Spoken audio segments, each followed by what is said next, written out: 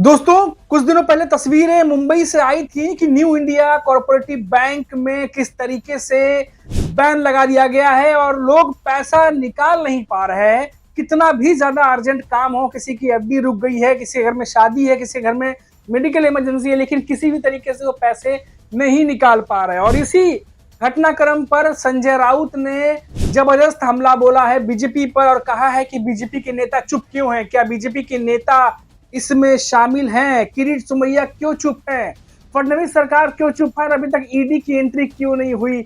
इस पर सबसे बड़ा सवाल आज संजय राउत ने खड़ा किया है। क्या कुछ कहा है संजय राउत ने, क्या कुछ सवाल पूछे हैं बीजेपी के नेताओं से और कैसे पीएम नरेंद्र मोदी पे भी तीखा हमला बोला है, वो सब कुछ आपको बताऊंगा। नमस्कार दोस्तों, मेरा नाम है मनीष कुमार सिंह और आप देख रहे हैं 4 PM महाराष्ट्र। आपका स्वागत करता हूं। दोस्तों, कुछ दिनों पहले हमने आपको 4 PM पे ही एक रिपोर्ट दिखाई थी, ग्राउंड पर उतरकर लोगों से बातचीत की थी कि कैसे लंबी लंबी लाइनें न्यू इंडिया कॉर्पोरेटिव बैंक के बाहर लगी हैं और लोग अपना ही पैसा नहीं निकाल पा रहे हैं। लोगों के चेहरे पर हवाइयां उड़ी हुई थी क्योंकि उन्हें पता ही नहीं था कि उनके साथ हो क्या रहा है, ना ही कोई ठीक ठीक जानकारी उन्हें दी जा रही थी। और तो और अपना पैसा वो कब निकाल पाएंगे इस पे भी उनको सही जानकारी नहीं थी। इसके बीच में क्योंकि ज्यादातर लोग परेशान हैं, काफी बड़ी संख्या में लोग परेशान हैं, और इसी सिलसिले में उद्धव ठाकरे के शिवसेना के बड़े नेता संजय राउत ने बीजेपी पर तीखा हमला बोला है और कहा है कि ये जो 122 करोड़ के घपला या गपन का जो मामला है, क्या इसमें बीजेपी के नेता शामिल हैं? किरीट सोमैया क्यों चुप हैं, क्यों कुछ नहीं बोल रहे? न्यू इंडिया कॉर्पोरेटिव बैंक में इतना बड़ा जो है वो मामला सामने आया है और फडणवीस सरकार चुप है, क्यों चुप्पी साधी गई है? हालांकि कुछ गिरफ्तारियां हुई हैं, लेकिन क्या इसमें कुछ बड़े नेताओं का भी हाथ है? संजय राउत ने बड़े सवाल आज खड़े किए हैं दोस्तों। साथ ही साथ संजय राउत ने यह भी पूछा कि अभी तक ईडी या किसी और जांच एजेंसी की एंट्री क्यों नहीं हुई है इस मामले पर, क्यों आखिर ये मामले में सरकार चुप्पी साधी हुई है, और इसी को लेकर उन्होंने सवाल खड़े किए हैं। संजय राउत यही नहीं रुके दोस्तों, लगातार संजय राउत और उद्धव ठाकरे की शिवसेना को लेकर के ऑपरेशन टाइगर का जिक्र किया जा रहा है। और इस पर संजय राउत ने कहा कि ईडी का फिर से नाम लिया। उन्होंने कहा कि अगर ईडी उन्हें मिल जाए तो आने वाले कुछ दिनों में अमित शाह भी उद्धव ठाकरे की शिवसेना ज्वाइन कर लेंगे। ये बात संजय राउत ने कही। यानी ईडी के इस्तेमाल को लेकर संजय राउत ने कई सारे सवाल खड़े किए हैं। आपको बता दें कि कुछ दिनों से लगातार महाराष्ट्र की सियासत में सवाल चल रहे हैं कि क्या उद्धव ठाकरे के नेता, उद्धव ठाकरे की शिवसेना के नेता उनके साथ रहेंगे या फिर एकनाथ शिंदे की शिवसेना में शामिल हो जाएंगे, क्योंकि कोंकण से ही पूर्व विधायक उद्धव ठाकरे के शिवसेना के नेता है राजन साल्वे, और वो जो है एकनाथ शिंदे की शिवसेना में शामिल हो गए हैं। जिसके बाद कवायद तेज हो गई, अटकलें तेज हो गई कि क्या ऑपरेशन टाइगर के तहत ये शामिल जो है वो एकनाथ शिंदे की पार्टी में हुए हैं, क्या और भी नेता शामिल हो सकते हैं?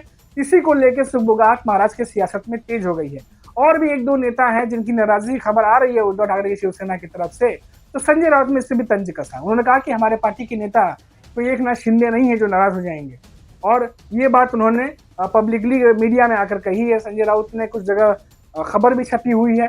अब इसके बाद एकनाथ शिंदे के जो नेता है वो भी जवाबी हमला बोला है, संजय सिरसाट ने भी जवाबी हमला बोला है संजय राउत पर। लेकिन ये महाराष्ट्र की सियासत जो चली रही थी, एक दूसरे पे हमला, जवाबी हमला, और इसी बीच जिस तरीके से अमेरिका से फिर से एक बार भारतीयों को भेजा गया है, उस पर भी सवाल संजय राउत ने आज देश के प्रधानमंत्री नरेंद्र मोदी से पूछ डाला। उन्होंने कहा कि अमेरिका पीएम नरेंद्र मोदी गए थे, लेकिन क्यों नहीं अभी तक जो भारतीय जो प्रवासी है उनको जिस तरह से भेजा जा रहा है उसे क्यों नहीं रोक पा रहे हैं? क्या रशिया और यूक्रेन युद्ध रोकने वाले पीएम मोदी क्या इन चीजों को नहीं रोक सकते? कई सारे सवाल ऐसे संजय राउत आज पीएम नरेंद्र मोदी से भी पूछते हुए नजर आए। आपको पता ही लगातार दोस्तों कि किस तरीके से बीजेपी और तमाम बीजेपी नेताओं से सवाल पूछे जा रहे हैं। जिस तरीके से अमेरिका प्रवासी भारतीयों को भेज रहा है, उसको लेकर सवाल खड़े किए जा रहे हैं कि दोस्ताना रवैया अपनाने के बाद, अपना दोस्त कहने के बाद भी डोनाल्ड ट्रंप जो है यूएस से किस तरीके से भारतीयों को भेज रहा है, और ये बात सोशल मीडिया पर लगातार चल रही है। और इसी चीजों को लेकर जो संजय राउत हैं उन्होंने सवाल भी आज पूछे हैं।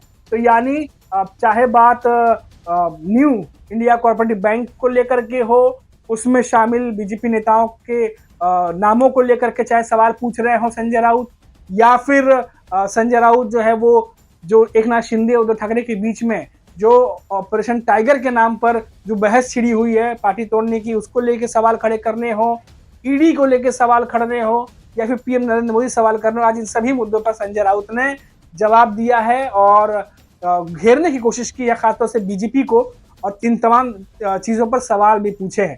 अब देखना होगा दोस्तों कि संजय राउत ने जो सवाल पूछे इस पर बीजेपी के नेताओं का क्या रिएक्शन आता है, एकनाथ शिंदे के नेता क्या कहते हैं। लेकिन फिलहाल ये जरूर है कि न्यू इंडिया कोऑपरेटिव बैंक, जैसा मैंने आपको शुरू में कहा कि हमने आपको रिपोर्ट दिखाई थी, न्यू इंडिया कोऑपरेटिव बैंक के बाहर खड़े होकर के आपको ग्राउंड से रिपोर्ट दिखाई थी, किसी की कही कहाई या सुनी सुनाई बात नहीं दिखाई थी, जहां लोग खड़े हैं लंबी लंबी लाइनों में और कह रहे हैं कि कितनी उन्हें परेशानियां हो रही हैं।